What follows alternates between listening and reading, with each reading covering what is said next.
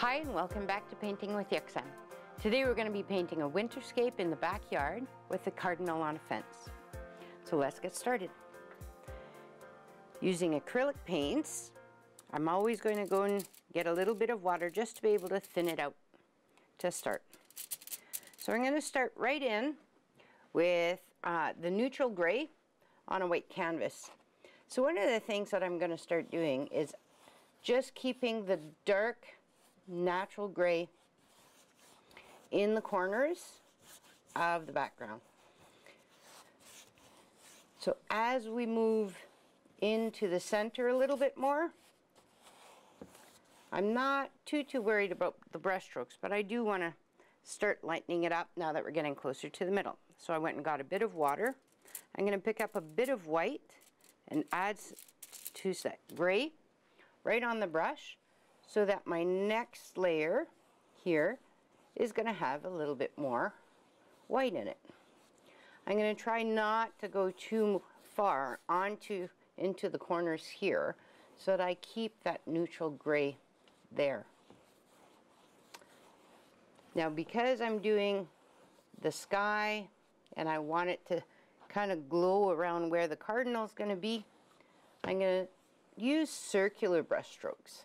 So one of the things when you're doing a circular brush stroke is that you don't want to have your brush necessarily coming down being vertical. You want to move your wrist around with it to keep that brush at the widest part to be able to bring that painting around. So when I'm down here, I'm still using the wide brush stroke all the way up to the top. So I'm turning my wrist, not just keeping my wrist static, which will give me a smaller brush stroke here. I'm going to go in just with a bit more gray to keep that corner darker, and up there. So now I'm going to come and I can pick up a bit more white. And you can see that now I'm starting here to see the canvas through. The paint's looking a little bit dry. Easiest way to do that, just add a little bit of water on my brush, go over it, it'll pick up some of that paint, be able to make it a little bit more liquid and be able to spread it out. So whenever you're getting your paint where you're seeing the edges aren't quite as crisp as you want them to be, that's when you can just go and add a little bit of water to it, and it'll give you that nice crisp line just to get that definition on it. So each time that I'm coming back into my paint, I'm adding a little bit more white. I haven't washed my brush because I want to keep the gray that was already on the brush. I want to keep it there. And I'm coming probably down into a circle around here. So as I move down, I'm just going to come in with a bit of gray on this side.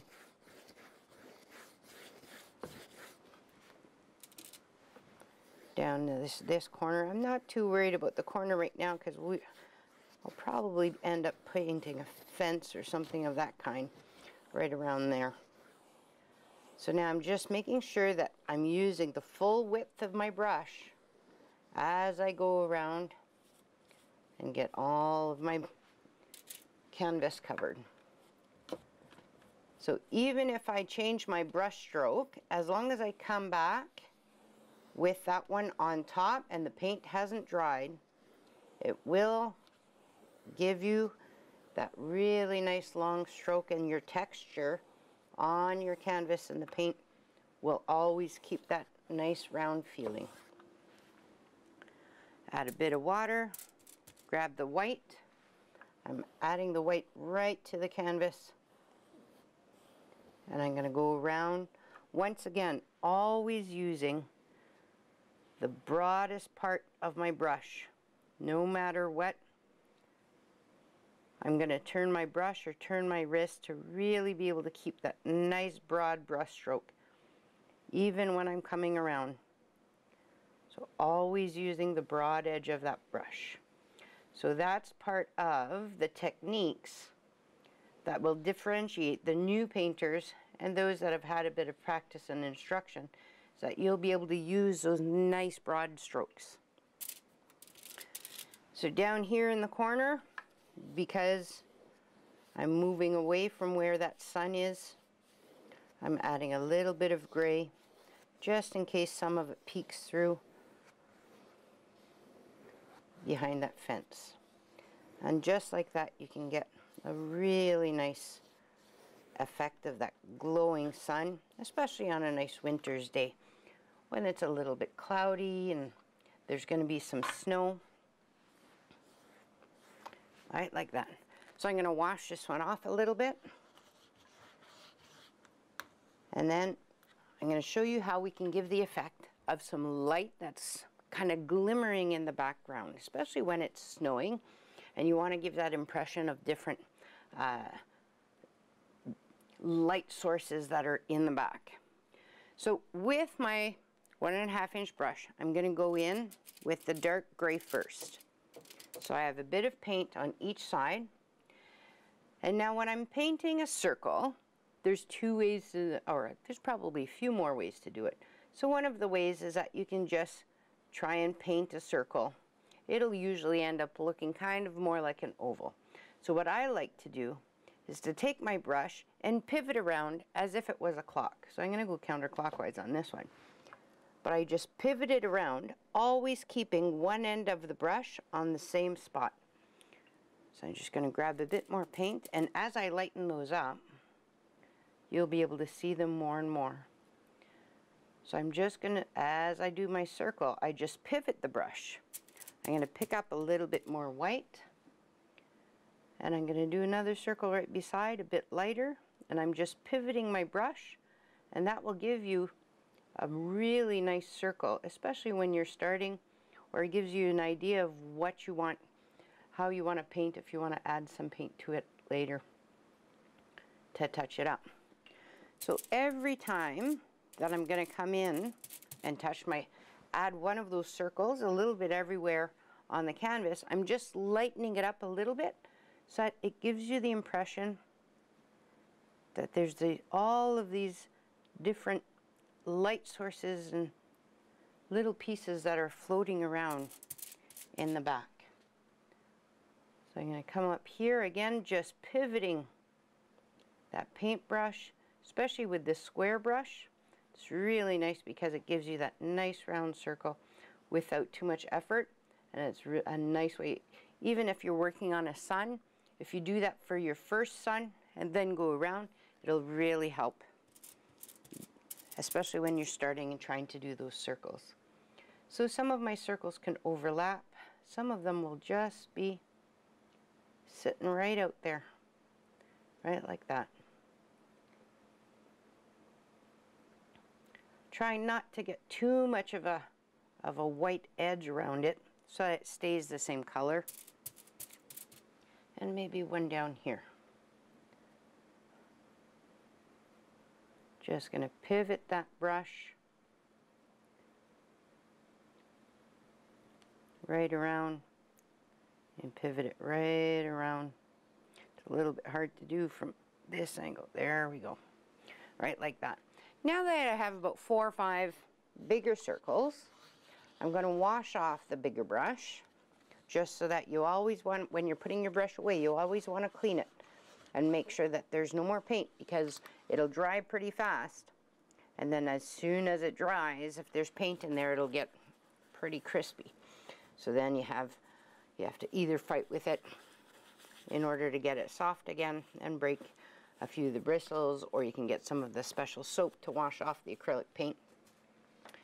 Next thing I'm going to do is, this is a 1-inch brush, so I'm going to do exactly the same thing. And I'm going to start with the darker color, the dark neutral gray, and I'm going to do the exact same thing, but not putting the same color on top of it. So I'm always going to go and find another area to put the smaller circle on. Each time, going to grab just a little bit more white as I go pivoting that brush, that'll give you the idea of that circle. And then you can come in after and just touch it up if you need to, but it'll give you that first idea. I'm going to do one more small one, maybe right down here. I'm just pivoting that brush, and that'll make that wonderful little circle, and you don't have to fight too much with it. I'm going to wash off that size, and I'm going to do exactly the same thing, now with an even smaller brush. So I'm going to start in with the gray. Maybe we want one of those dark ones right about here. And I'm going to lighten it up with a little bit of white, so it's a lighter gray. You might see it, you might not. Sometimes you just want a little bit of an overlap. Having the contrast between the dark gray, a medium, and a lighter one, and then the white, sometimes that's, you can really use that to your advantage when you want to put something that's very close in color. If you add one of those light ones right near it, you'll see that the color really starts to pop. And then you can just keep on. If you turn that square brush, it'll always give you that nice circle without having to work too much for it. See, whereas here, that same color looks very white, and over here, you can see that because it's contrasted with the actual white, it's very gray. So it's one way that you can play with the same color where your eye will be able to match it, but it does look like it's two different ones. So because we're going to be doing snow and I want to use that light source to really play on whether or not what's in front and what's behind, what's caught some of the sunlight, what little sunlight there is in some of the winter.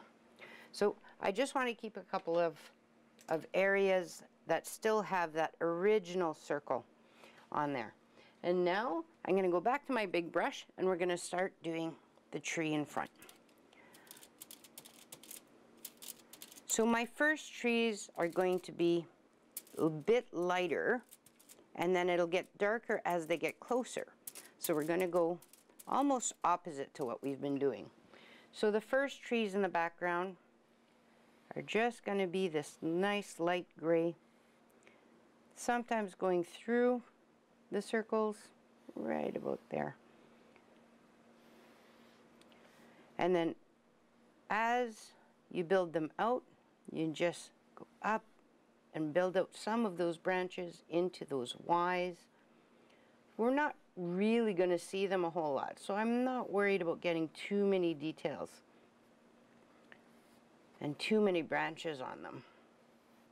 If you get some white on there, that's all right. We'll just work with whatever colors decide to show up. When you're mixing the colors right on your brush, sometimes that happens. So now, as I build the forest, I'm going to go and get a little bit of the darker, just the gray, and that'll help me bring some of the trees closer. So now, the closer the trees are, the thicker they get. So now, as I come forward, I want to press just a little bit more onto that tree, on that brush, to get a bit of a thicker branch and a thicker trunk on it.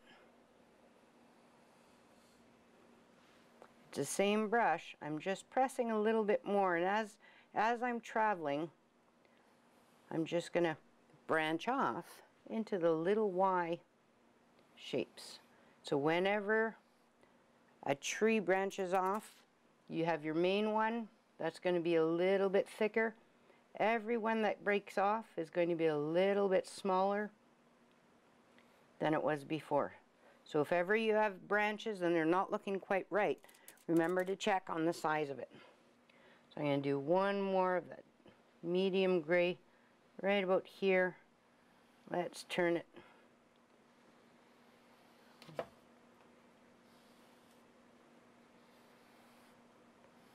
just add some of those Ys for those branches in front like that. Now that we're getting really close, I'm going to actually take a little bit of black and darken the neutral gray. So the neutral is at half and half. So now this will be a little bit darker. So I'm going to come in and get a nice thick trunk on there, on that tree. All the way up. And really have it nice branches that are breaking off right like that. And going right over some of the other trees. That's just fine. So the nice thing about doing the background like this is that you don't really ever have to worry about how many trees you're putting and if you're going in front or behind. We're just building on the tree that we have that's there, making sure that your trunk is always thicker than your branches, that every time your branch breaks off, that it becomes a little bit smaller.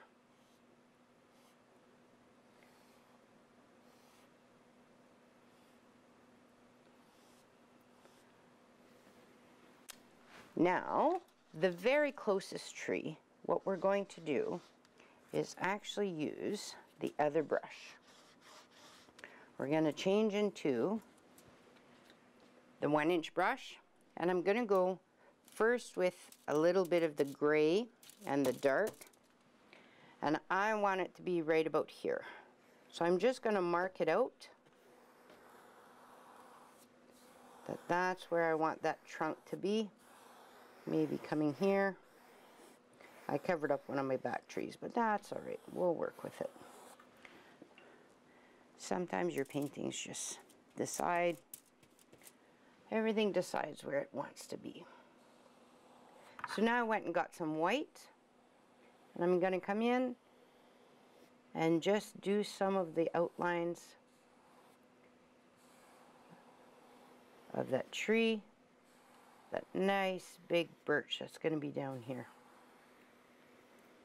So I'm going to use to my advantage the fact that we have that neutral gray behind.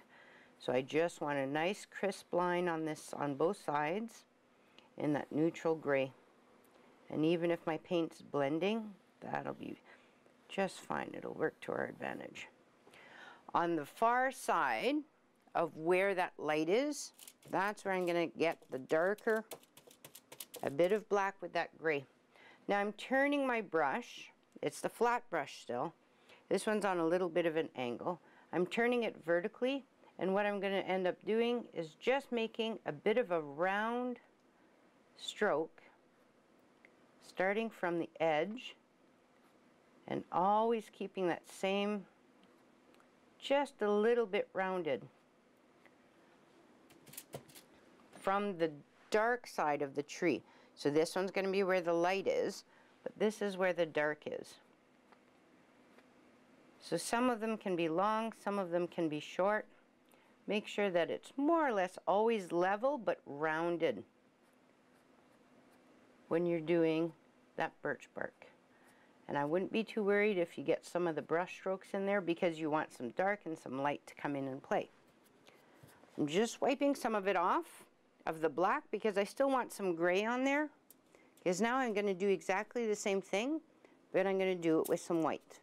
So you do want to make sure that on your brush, whatever side's going to be going on your tree, that you have a little bit more paint.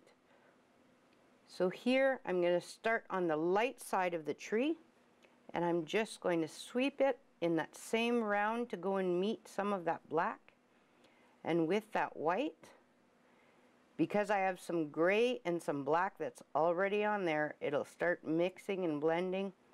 And some of them can be longer and come all the way around.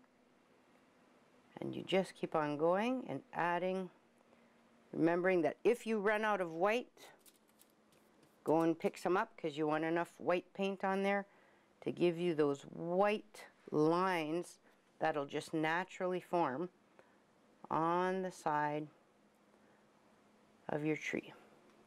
So on over here, I'm just going to add a little bit of light. So on this side of the tree, just making a few brush strokes from the side will give you just enough to tell that maybe that's a nice little birch tree that's starting to have a bit of a reflection on that bark. Just on the, remember, you always want the white on the, wherever the light source is coming from. That's the side of the object that's going to be lit. So this one here, that side's going to be lit. The back side over here is going to be dark. Now that you have most of the tree done, then you can come in with a bigger detail brush and come in. I'm going to come in with a bit of that darker neutral gray with a bit of black. And then you can come in and really start to work on, maybe there's an area right here with a knot in it. Get that edge a bit nicer with that black. Remember where the white just naturally came over a bit more, maybe there's a knot that lives right about there. And the dark, if you're starting to run out of your paint, go and get a bit more water.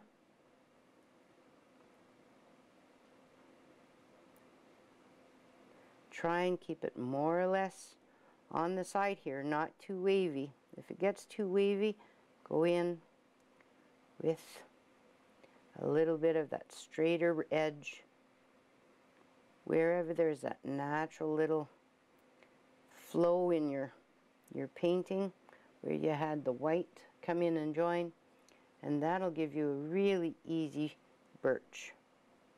On this side, I'm just going to do the same thing. Bring over some of the dark on the other side. Just need an impression of it. You don't really need to worry that you're getting too much into the details. You just want to really have that idea. So now I'm just going to work on the top of that a little bit. And because the branches aren't necessarily as old, what happens is that that birch hasn't really broken off and you don't get a whole lot of the black that's coming in. So now you can just more or less use your brush to get more of that, almost just a light white without all of the black that's coming through that shows up on the birch. If you need to do a bit of a shadow, you can come in with that gray and then just add a touch of the dark just for shadow. More for shadow than for actual differences in that bark. So now if you start seeing some of these lights are actually in the back. So what we're going to do is we're going to start doing some of them in the front. But I want them to be smaller so that they look a little bit more like snowflakes, the bigger ones that are coming through. And that's where playing with in front of and behind those trees is going to really start to come into play, and you'll see the difference between the colors. So if it's looking a little bit too much like one or the other, just go and add either a bit of dark or a bit of light. The last piece on the snowflakes are going to be really small, but I don't want like little stars. So we're just going to add a few dots like that to really get that snow. And you want to move your brush around a little bit everywhere. The easiest part on this is going to be the fence. So I'm wetting my brush, going right into a whole lot of that neutral gray, picking up the black right into it, and then the white. In the bottom of the canvas here, all I'm going to do is pick my spot and drag it down. And as I naturally move over, it's just going to mix it all by itself all the way down. And if ever you get some different brush strokes, just bring it. Keep on bringing it down. And you'll see that it'll just naturally give you some of that wood grain. Pick up some of the black and some of the gray. And just keep on moving it. The more you paint on it, the more it'll blend, so be careful that you don't paint too much on the same area, because what'll end up happening is that you end up losing all those nice colors. So between each piece of wood, I'm just adding a little bit of shadow. Wash off the brush at the top with my brush, coming in with just a dusting of snow.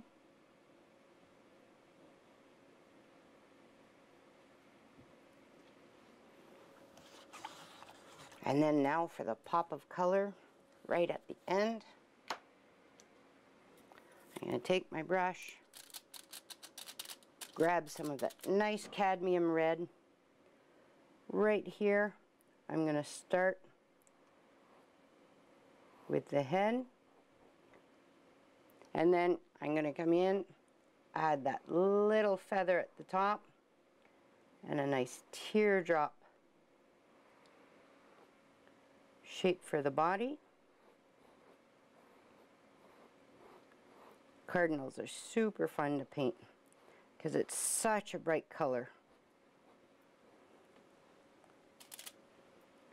Make sure you just get that nice shape there. Once you have the shape of the body of the cardinal, come in with your little brush and a bit of black. We're going to add right here his mask, which comes around his beak. Add in from his neck, just flow down with a few of those feathers. You don't need to get very many, it's just the impression that you want. Add a little touch of white for his eye. I'm going to darken the red with a little bit of black for the underside where he's sitting. And a little line for his beak. And just like that, you have your cardinal with your winterscape. I hope that you enjoyed painting with me, that you give it a try, you have fun, and I'll see you next time on Painting with Yuk-Sem.